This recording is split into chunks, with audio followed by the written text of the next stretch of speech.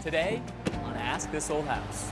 And in most houses like this, 20 to 30% of the air in the ductwork never makes it to the living space because of small leaks like this. So today I'm going to seal the ducts from the inside. That's next on Ask This Old House.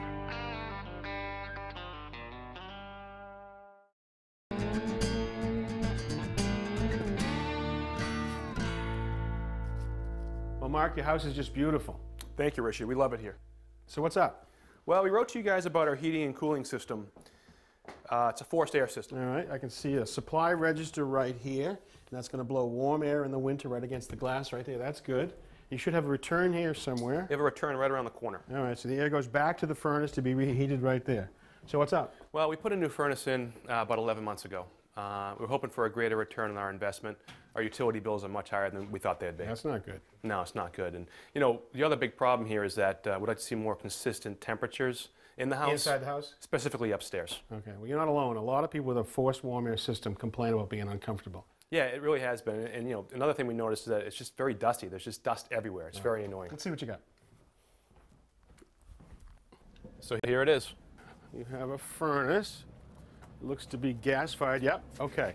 So inside this box, you've got a blower down here that pushes the air up across a heat exchanger. That'll heat the air in the winter. Above it, you've got an air conditioning coil right here, and that'll cool the air in the summer. Now that fan pushes the air up into this trunk. Now this trunk right here, I can tell you, is the supply trunk because it's insulated. Okay. And you can see right here, there's branches that go upstairs right there. Looks like you got some other branches. Yep, branches that go all the way along right here. Now this ductwork is insulated, but it's not sealed. People see this insulation and say, oh, my ducts are sealed perfectly.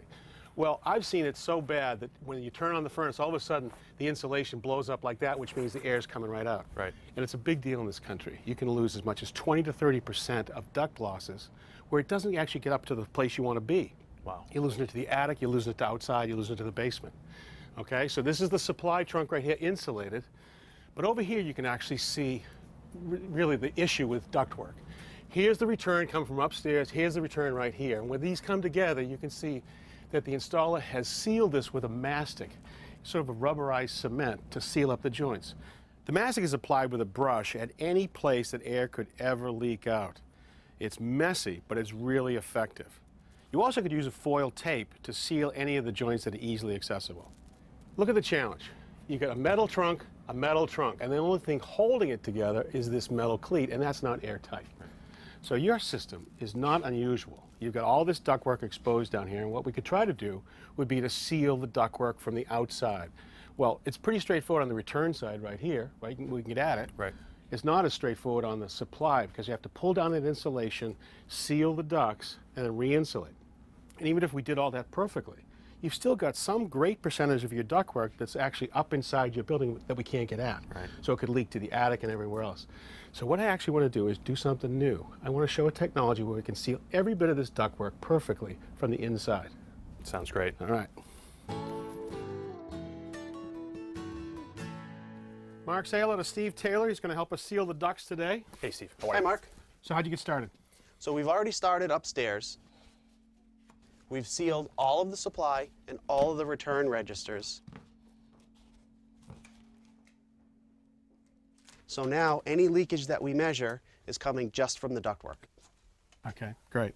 And then you tested the ducts? We did. We ran a pre-test. Okay. So we used the fan in this box Okay. to blow air into the duct system and see how much air is going to leak out through the So that pressurized the ducts, and you got it tied into the computer here. Correct. All right, so how did we do? We lost 307 CFM, cubic feet per minute, and that's equivalent to a hole in your ductwork of about 58 square inches. That's a big hole. Wow. So let's do the math. 307 CFM, this is a 4-ton system. That's like just under 20%, right? Correct. Okay. So 20% is not coming back to be reheated. You're heating your neighbor's house. It's unbelievable. All right, so how do you seal the ducts? Well, first we're going to start with the sealant. So that's a liquid. Is that what this is here? It is. Okay, sort of milky, sort of rubbery. Okay. So great. How do you get it into the ductwork? It's a liquid. So in order to seal the ducts, we need to do it as an aerosol. So we're going to use this sealant. We use the same fan that we used for the Yep. pre-test. Yep. We have a nozzle that injects the liquid into the duct. The small particles that are now in aerosol travels through this flexible duct here to a Y branch. Gotcha. Then it can go to the return and the supply, and we seal both at the same time. So I understand why we would seal the supply, but why do we seal the return? Well, think about it. You know, you got heated air coming out here. We want to keep that in the ductwork. Well, on the return side, it's under a negative pressure, so it's pulling air in. Remember you complained about dust? Yeah. Well, if these leak and there was any dust down here, it would be sucked into the ductwork and then distributed all into your house. Okay. So all this happens from inside the ducts? It does. We're not going to actually line all the ductwork. We're actually going to only seal where the breaches are, the breaks in the ductwork. So we might see a little bit leaking out from right here. In order to prove to you how it works, though, we're actually going to cut in a hole right here with a screen to really see it at work. Great.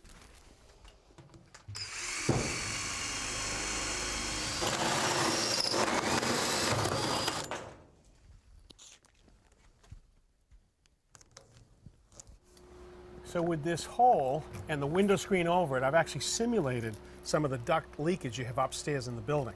So we all set to go, Steve? We are. Let her rip. So we'll activate the machine. Okay. The fan will turn on, and it'll start to inject the sealant. Here it comes.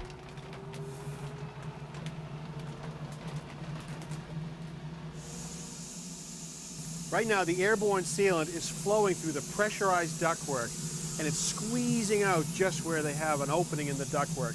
As it flows through those little cracks, it catches on the crack and actually coagulates to seal any duct leakage. All right, so we've been running for about 10 minutes, and we've gone from 300 CFM of leakage down to 100 already, and we're not done yet. Pretty cool. Now, any of the sealant that happens to leak into the living space can be captured from this scrubber fan onto the filters. All right, well, we are done, and now I can actually show you just how effective this was. So instead of the hole, look at this. The window screen where the hole was is completely sealed, and that's really the same as all the leaks in your ductwork. That's cool. All right. So, Steve, what's our final numbers? How did we do? Well, if you remember, we started off at 307 CFM, Yep. which is equivalent to about a 58 square inch hole in the ductwork. Yep. So now we're down to 19 CFM, Under 20. Great.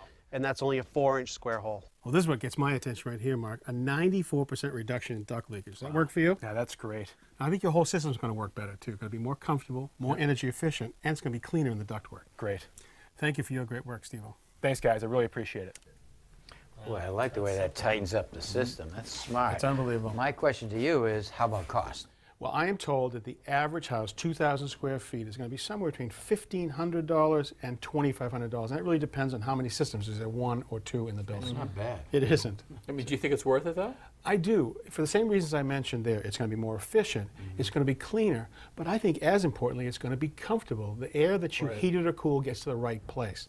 Now think about what the challenge is. With metal ductwork like this, every time we have a longitudinal seam right here, this is not airtight. It's going to leak out through here. Every time we bring two pieces together, it wants to leak. How about this? These are both called takeoffs, where we'd come off of a branch right here. Now these have metal tabs. Now you cut a hole, bend the tabs. Well, that's not going to be airtight. This is another version of the same thing. And look at this. It has double stick tape on the backside, so it'll make a nice tight seal here. What about all these swiveled elbows? Yeah, the swivels are never airtight, so you're going to have to use a mastic or the foil tape right here.